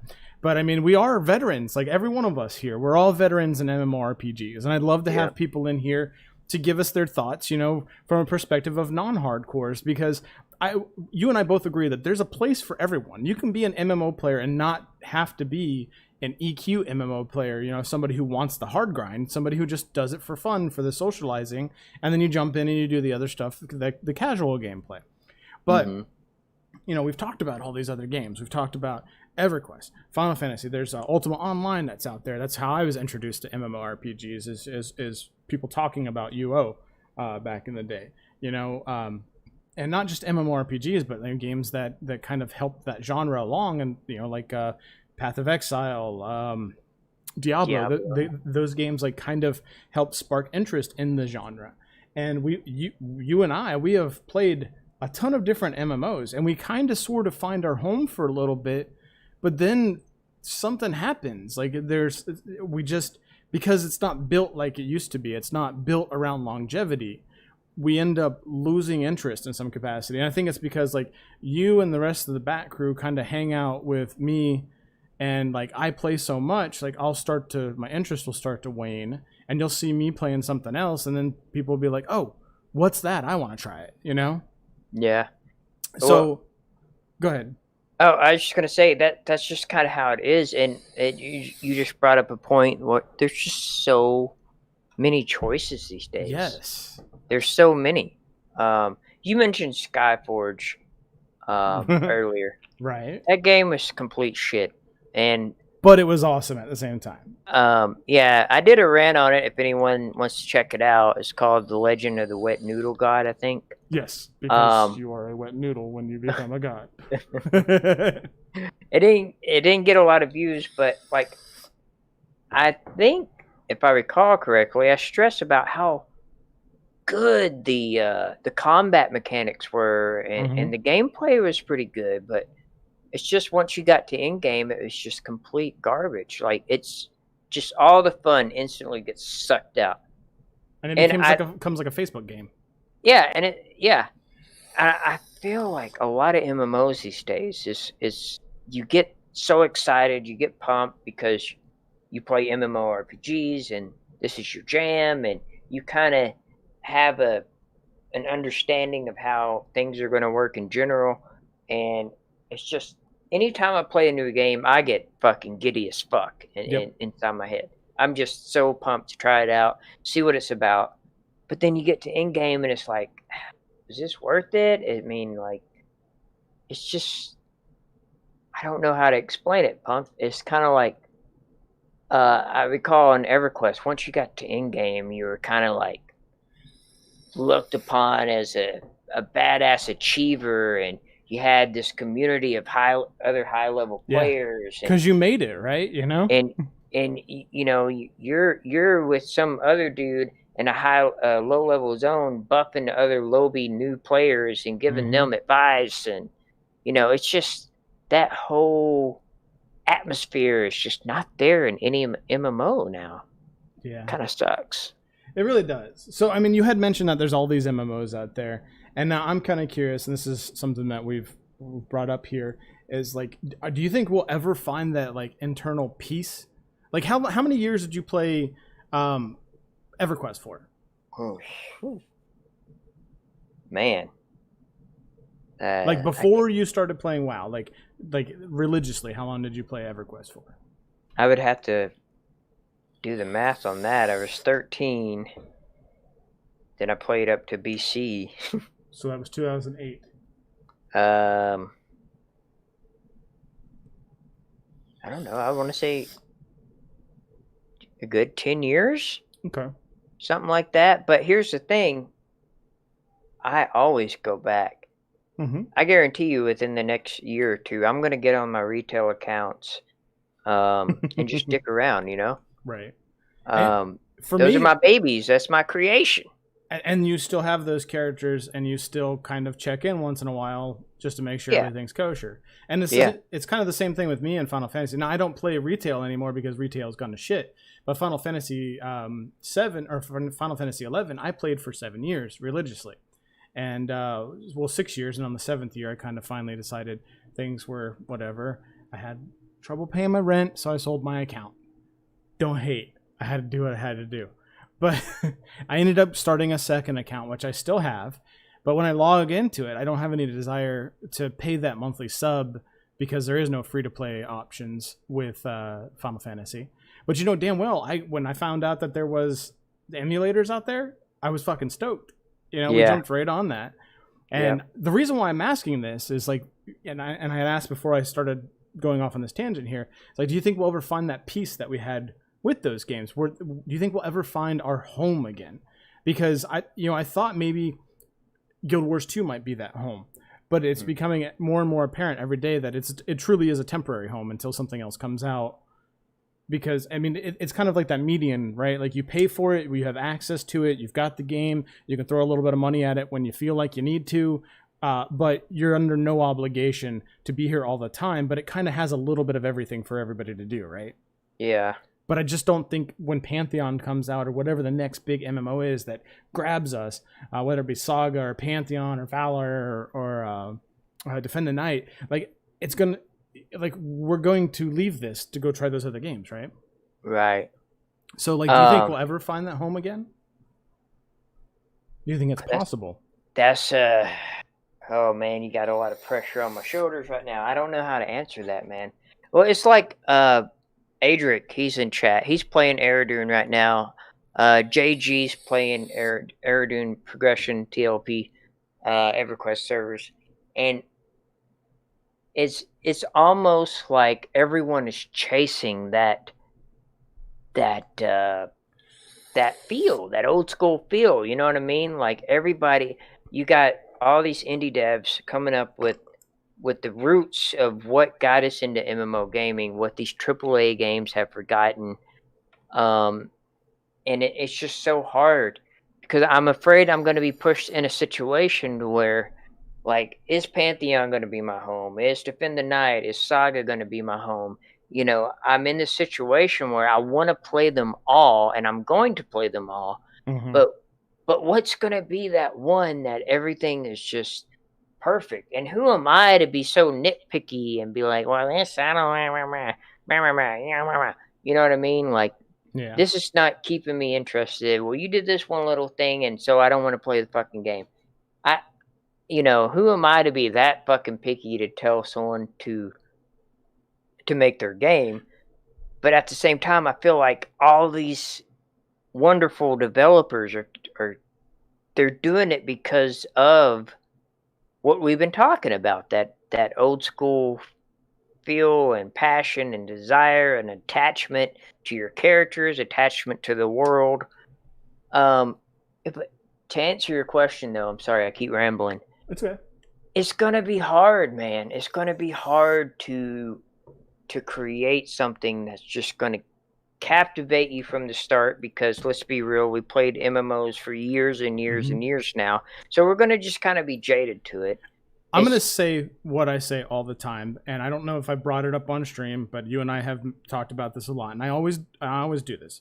I compare chasing that MMO dream is always comparing that new girlfriend to the old girlfriend. You know, you had like this ex-girlfriend in your mind that you dated for 2.5 years, and you guys suddenly had to break it off, but she was everything to you. She was perfect to you, you know, and boyfriend, whatever. And you go on, you get this new one, and then you try all these new things out, and they just don't compare because you have these rose-colored glasses. You know what I mean? Yeah. Like you're always trying to get that back. And then with these new MMOs, I think they're catering to that. Like a lot of these newer MMOs, they're really trying to bring that community back. I think that's the aim, but they're also trying to bring the difficulty back too. But, you know, are we still in, like, is it a productive thing? You know what I mean? Like, is it something that is desirable? Obviously, it's desirable for at least 100,000 people, I believe was the last number that I saw that were actually interested in these types of games. But when we talk about the millions of people that play MMOs, like, are we trying to capture a market of 100, 200,000 people, or do we want to capture that? I don't think so. That million person mark. You know, that's the thing, man. It's like, I love these games, but I also feel like there needs to be that new that comes out. You know what I mean? Well, Like I think it's kind of like music, you know, when you had heavy metal come out, and then now you look at today, you have all these subgenres: death metal, black metal, hardcore, new metal, so on and so forth. You know, it's kind of like today we have these indie devs with this kind of old school mentality, MMOs, whatever genre you want to label that. Then you have these AAA games like New World's coming out. I don't necessarily know a whole lot about that game if it's going to be a straight up MMORPG, but you know, and you got WoW, and you got Final Fantasy 14, and you got Guild Wars 2. I think it's a split thing, because I think when Blizzard launched WoW, they kind of put MMORPGs into the mainstream. yes. I remember you telling us a story back in Unlimited.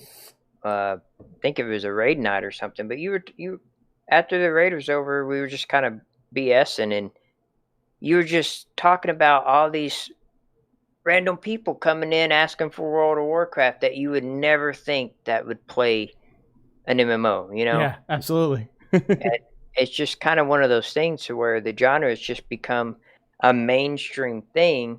But for those who were there from the start, like, it's like, you don't get me, man. You know what I mean? Right.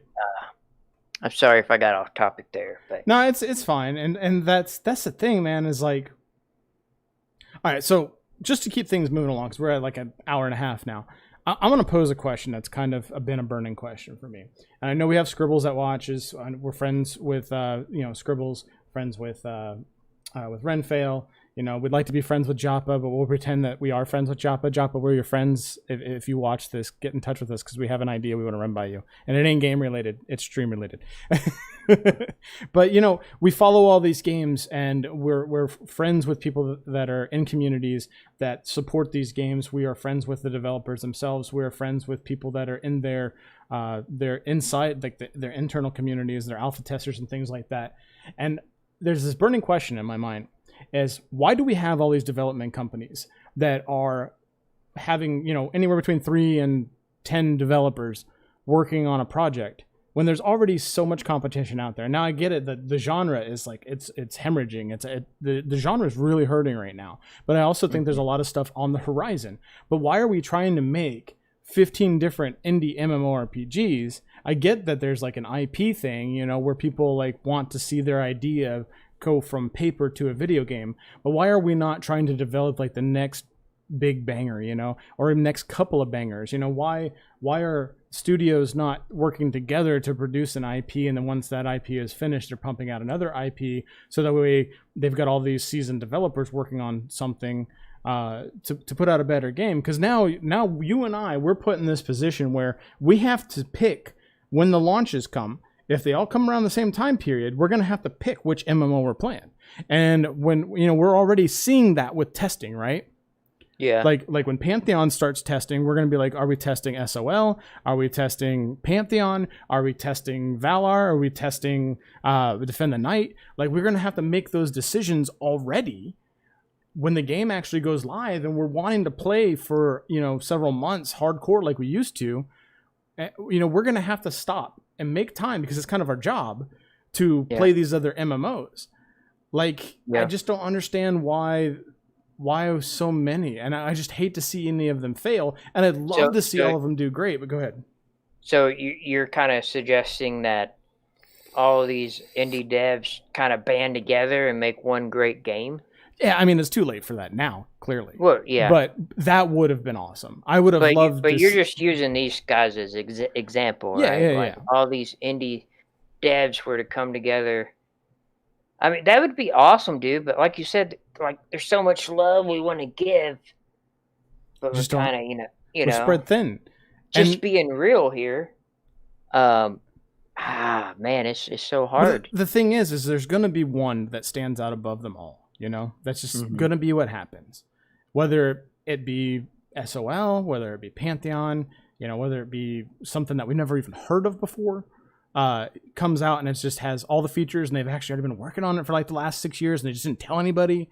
Like, something like that could always hit, and then we're going to be invested, and we're going to want to play that, and we're going to want to call that home, because you and I want that Final Fantasy. We want that EverQuest. We want that home. We want our guilds. We want that 13-year-old deaf fighting with his friends on the weekend to play the game every 2 hours. You know what I mean? Yeah. So it's like there's just going to be so many options, and it really sucks. And I guess it kind of goes back to, but something I want to point out is that there might be a 13-year-old out there that gets his hands on Defend the Night. Right. That has that same feeling because it's all new to them. I think when we talk about these topics, it's just we've been playing these games for years and years. There's nothing new to us. I mean, there might be a new feature, there might be some kind of new concept that has a twist on it, but nothing is really going to be so mind-blowing and new to us. And that's, like with the Pantheon community, I've made this argument on, I believe, Reddit and various comments on YouTubes and stuff. I want a young kid to get into, like, you got your kids into Guild Wars too, man. Right. Like, I hate this attitude of, well, we're veteran MMOs, we don't want these 14-year-olds playing it. Because that 14-year-old kid could play it and have the same passion and desire as you, man. You just got to give them a chance. So with going back to what you said, with all these different developers out there, maybe if it's spread out more, there's more of a chance for some young kid to experience his first MMO. I think that's what You OP know? Gaming is saying in chat too. He says there's space for different MMO designs. There can never be one mega MMO. He's in the opposite position and glad that there are tons of options. And then maybe I'm just being selfish. And there's no maybe. I'm just being selfish. There's not enough of me as an MMO loving adult that has children and a wife and friends that I want to hang out with externally, and house payments and other bills to pay. You know what I'm saying? Like, I want to play them all, and I'm not going to have that opportunity. Like right now, I would rather be, instead of just playing Guild Wars, there are nights where I'm like, I just don't feel like playing. I'm just going to play Phantasy Star. I want to play Phantasy Star, but I'll play Guild Wars because my wife wants to hang out or my kids want to hang out, and I'll do that, and I'll find that motivation. But I mean, it really sucks because I want to play them all. Like, I would still love to play Final Fantasy 14 if I didn't have to pay $14 or $15 a month. You know what I mean? Yeah. Just something where I could pop in once in a while and just play for a weekend. I want to play the Aerodune server. I want to play some TLP EverQuest. But I'm not gonna lie, I kind of do too. But we got shit to do, man. You know what I mean? There's no way I could shuffle Guild Wars 2 and EverQuest right now, because one of those games is going to get all of my gaming time. And I know we're kind of rambling on here, but I've kind of been in this situation here lately, like when I have a lot of stuff going on the weekends, where I just come to my computer, have my coffee, and I shoot people in the face with the FPS. Right. And then I get off, and then I wait till later on in the evening where I know I have nothing going on, and then I play my MMO. Back in the day, dude, it would be wake up, EverQuest, go to sleep, wake up, EverQuest, rinse and repeat. Well, let me tell you this. I'm going to nix everything else that we have in our list of things to talk about just for the sake of time, because I have had an epiphany. Okay, let's hear it. And this is my epiphany. It's no longer about me, right? And I think maybe this is the realization that a lot of adults needed to have when we were playing MMOs as kids. It's not for me anymore. Think about it. There are games out there for us. There are reasons why the casual came out in MMORPGs, right? Mm-hmm. To accommodate people like you and me. These new MMOs, the question was going to come up later on, we're always chasing that nostalgic. Is there still a place for the classic MMORPG feel? Like, does that still exist? And I keep asking this. And the epiphany that I've had is that it's no longer for me. And whether or not the kids actually want to play it. My kids are, my daughter likes to play gacha games. And that's a whole weird dress-up thing. Like, collect them all. My son likes to play shooters and battle royale. So he's invested in the new Call of Duty right now. He's invested in Fortnite. The new season's going to be coming out soon. That's his thing. And he plays on Sundays with us on Guild Wars for fun and to do family time. But I think new MMOs will find themselves their new player base. Kids will discover those MMOs because there's got to be kids out there that are like us, Yeah.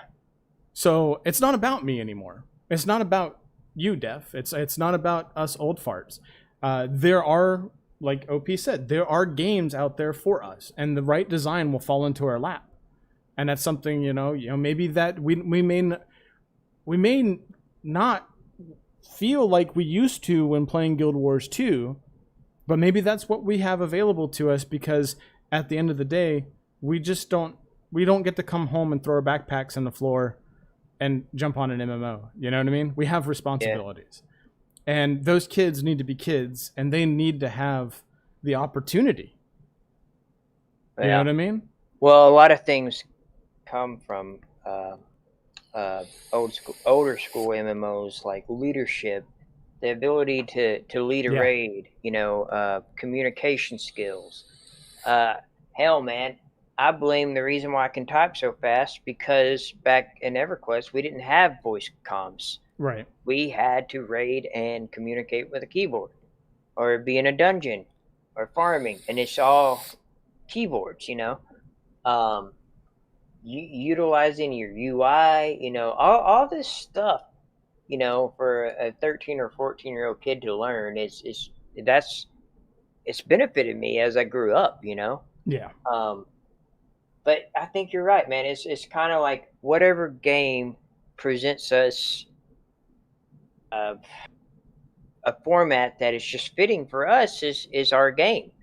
And maybe that's just our destiny, right? Maybe now we don't get to sit down and enjoy the MMOs like we used to. Maybe who we are as MMO players and content creators is we go out there and we kind of invest in a game for, 30 days, 90 days, whatever. And we put that content out there for those kids and for those adults that, have more time on their hands and they're able to enjoy that. And you and I, we have our guilty pleasures that we're able to partake in on weekends, right? Yeah, right. I mean, maybe that's just our destiny. And like who is it saying? It was Turin, I think. I think it was Turin. Yeah, I get some P99 in about once a week.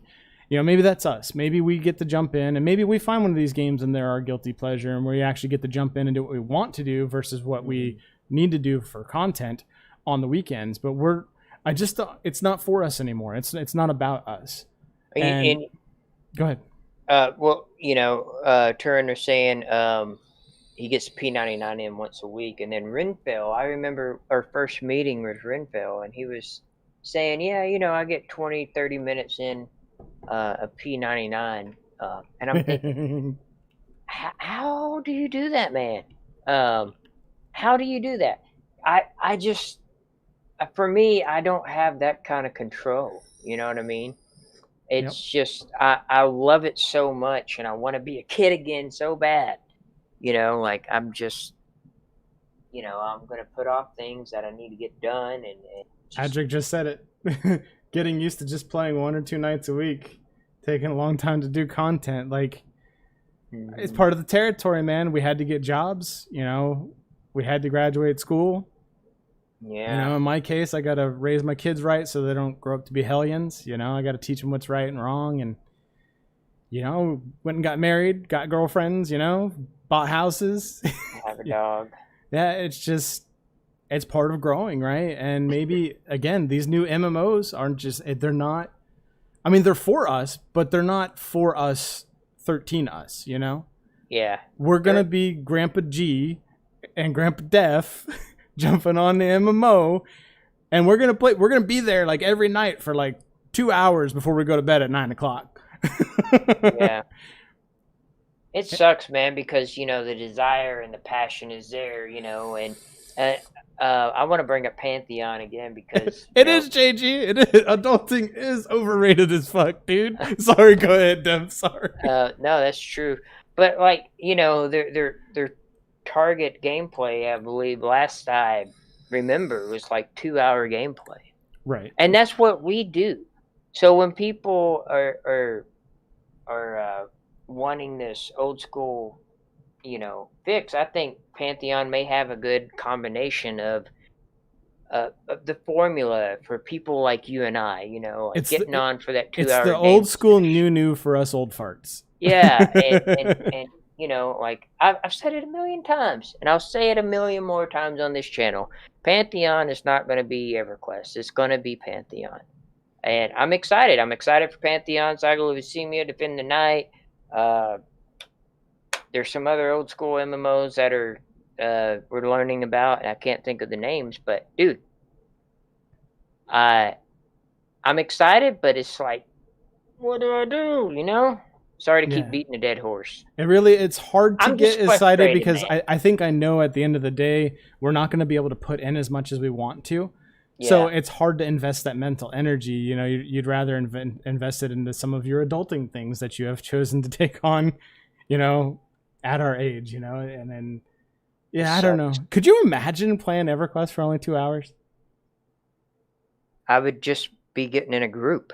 Yeah, that's what I'm saying, dude. I would have done all my auction house stuff and Final Fantasy, and I would have traveled by foot from one town to the next.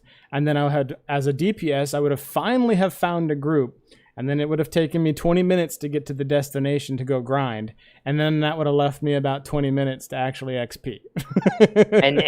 and then, you know, you got to add to the fact that Larry's AFK taking a smoke break every 5 minutes, or you know, when you can't move the group without your whole party. So Susan's got to babysit her kid, you know.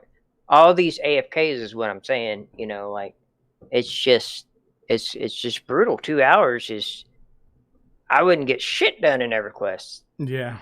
I would get to a location maybe, but that's about it. Well, like I said, I'm nixing everything because, like, I just got to think on this, man. Like, sometimes I have these things in life where it's just like a realization, and it's like when I realized I was having a kid, and I was like, it's time to get a career and not just a shitty job. That's kind of how I feel right now. Like, maybe MMOs, like there'll be games for me to play, and there'll be aspects of MMOs for me to enjoy, but it ain't about me anymore. It's about my son. It's about my daughter. It's about their friends. Yeah. It's about them having that experience so they can sit here at 36 years old and talk about their experiences on the internet in 3D VR. and I think we feed off that. Like, if my little brother was to get into MMOs and it's like, hey man, dude, I'm like level 30, I got a shaman, it's awesome, blah blah blah, and I need help getting this item and that item. Even though I'm kind of jaded to the process and that it's not new to me anymore, just aiding him to have that experience, you know what I mean, means so much in itself. Right, because you just, it's about relating, right? Like, you're like, oh yeah, I remember what that's like, and then you can be like, well, try this, this, and that. Like, you don't have to know, but you know because you did it, you know? Right. It's like being an adult and mentoring a kid on how to fix a car or electric scooter, you know? Yeah, and that's what I'm you know, I'm excited for all these old school MMOs to kind of come out, but I don't think it will ever be like it used to be. But to some 14, 15, 16-year-old kid, it may be the greatest thing ever. Yeah, absolutely. That's really a good thought process. This is really eye-opening. I feel like we just went through some therapy, bro. So to wrap this up, guys, we would like for you guys to, you can post it in chat if you like, but if you could, post some comments at the end of this video once it goes up. It takes about an hour to process, but throw some comments up there. If you guys are watching this as a VOD, throw some comments in. Let us know what are some features in an MMO that you think would make it like ideal for people like us, you know, people who have limited time resources. You know, what are some things that are good, bad, and the ugly? Like, what are some obvious like sacrifices that we have to make and what we would want so that way we can have something that's palatable? And then on the flip side, if you want to contribute to this conversation about, you know, it being about the kids, like, what are your thoughts on that? I mean, is it not for us anymore? Or is it, you know, is it one of those things where we just kind of have to accept the naked truth for what it is, and that we are adults, and when these games are developed, we are not the target demographic anymore, that the demographic is, you know, that 13 to 21-year-old, you know? So what are your thoughts on that? Be sure to leave some comments once this video gets posted up, if you guys are here live. And if you guys are watching this VOD, we'd love to hear from you too. Love to see a conversation get started in the comments, because I think this could lead to further conversation, and some points that get put down on paper, if you will, could give us something to kind of feed off of when we retouch on this subject. But and if I may, I want to add something to that. If you guys want to call the number 725-333-2285, which will be coming up at the end of the stream. If you guys want to just like let us know, you can text or leave a voicemail 24/7. I would like to know some of your guys' thoughts on this and how you feel about the future and the direction of MMORPGs. Has it lost its fire? I mean, like, do you still get that same feeling when you go into an MMO? And what's the last great experience you had? Yeah, I would love to know all of that shit. So yeah, that'd be awesome as well. So, speaking of calling that number, I think we should dive in. We got some? Yeah, I think we got something. Okay. Hold on. What does this button do? The feel. And holy again, for the love of all the gods that have ever existed. Edit. And you're holding up the God. Let's just get into it. So we're gonna have a little rant here as soon as our technical difficulties quit being difficult. So I've got her. Are you still able to? No, you don't even. You able to manipulate things you need to? I can. Go ahead and play this this beautifully posted voicemail for us. Oh. It's the A second. little bit of lag. Okay, it's the second one. I can just play it if you need me to. Oh, yeah, because I just screwed something up. The system's being weird. All right, guys. There we go. All right, let me make sure. Okay, I got desktop audio enabled. We're gonna figure this one out. We're gonna. Okay, right. So you got EverQuest coming out with a. All right, I'm gonna pause it right there because I don't want this to fall away like the last time I tried to do a voicemail. Can you guys hear this? A weird, awkward pause. And I don't want to pull up the stream because I don't want the audio to transfer over. I think I heard it clear on. Okay. We got a yes. We got a yes. Okay, cool. All right, I'm going to start her over. Here we go.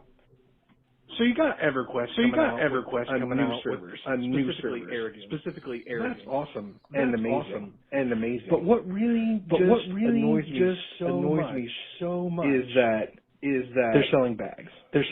Not even that they're selling because let's be honest, they're going to sell bags. They're going to sell for real money. That's what they're doing. But they're selling bags, and then what they're going to do is they're going to cut off the old bags, probably in the next 2 or 3 days, and then they're going to sell new bags. So you have to pay $40 for a bag, and then get another bag, and do $40 again. Like, what the heck? What the heck? Darkpaw / Daybreak Games. You're so greedy. You need money so much that you need to soak everybody twice for bags. Like, that is so ridiculous. Like, at least hide your greediness a little bit better than that. This is Drac Attack, and I'm leaving a voicemail because you guys, I haven't heard one yet, and so I wanted to be one of the first ones that did it. Have a great one, guys. Love the Battle Axe Theater. All right, I figured out how to do the audio next time. Sorry about that echo at the beginning there, guys. I forgot that the audio feeds from one rig to the next, but that is our boy Drac Attack. Great points. Take it away, Def. Well, it's kind of bullshit, dude. Like, I mean, the man himself said it. They're going to sell bags, and then they're going to sell more bags. Right. But I don't know how the TLP exactly works on currently with the Aerodune server and the other server. But from my understanding, they are starting as if it was P99.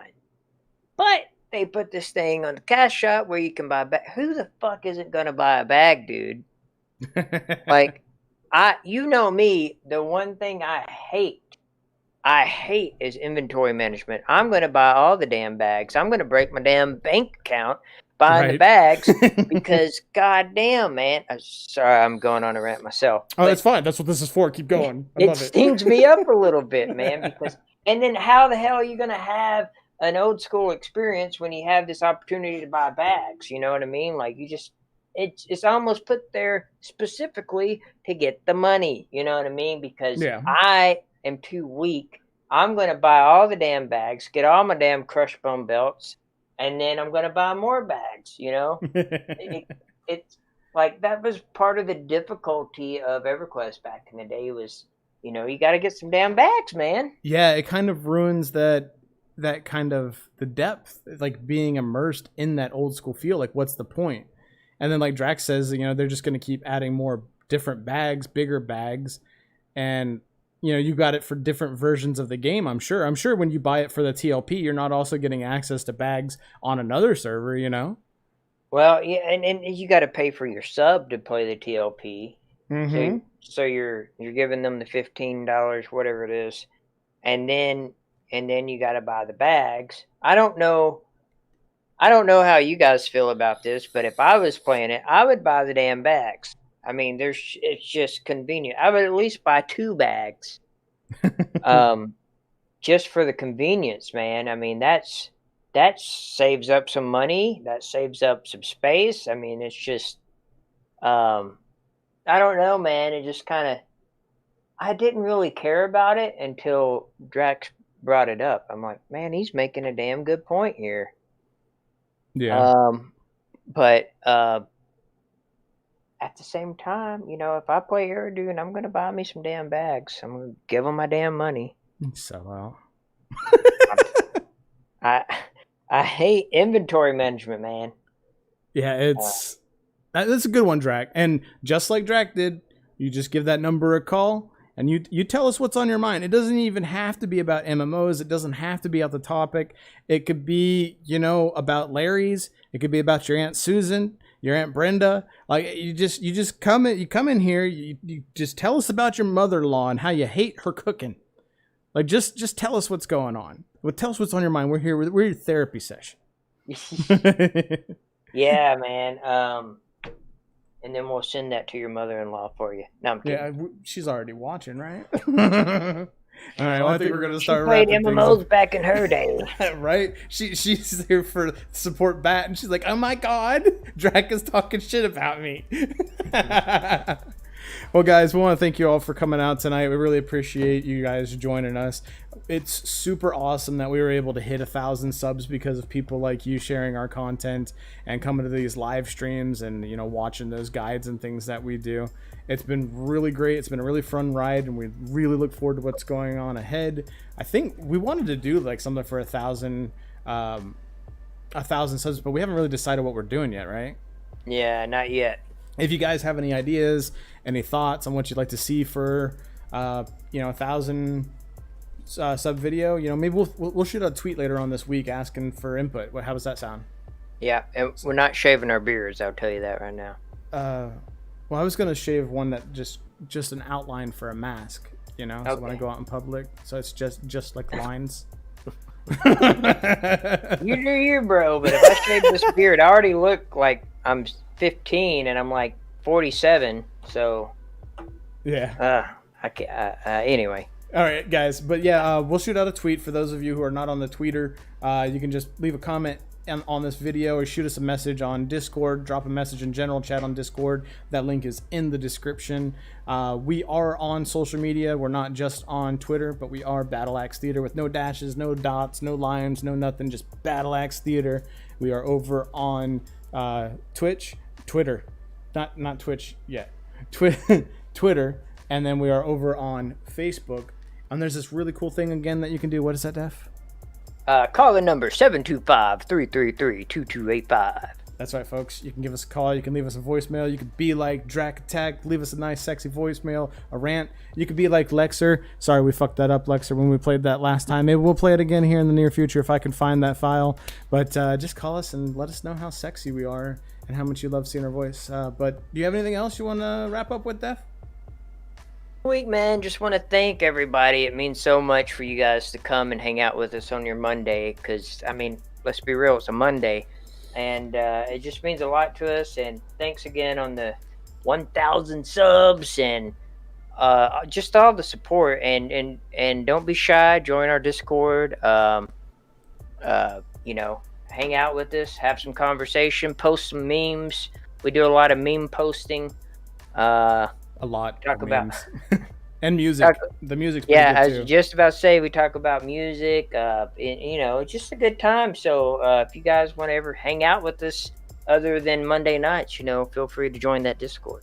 Alrighty. Well, again, thanks again for hanging out with us, and we will see you on the next one. Bye bye.